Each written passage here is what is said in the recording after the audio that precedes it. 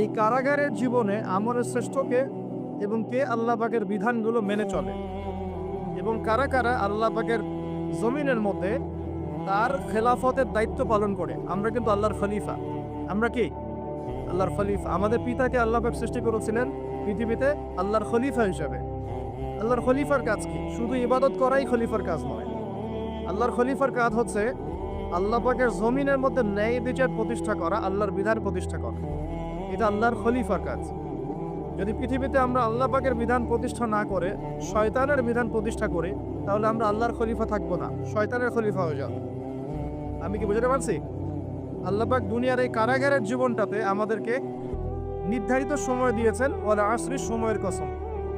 আরেকটা অর্থ এখান থেকে নেওয়া যায়, সেটা হলো আল্লাহ পাক সময়ের কসম করে আমাদেরকে মূলত অতীতকালের দিকে তাকাতে বলছেন। কোন দিকে? অতীতের দিকে।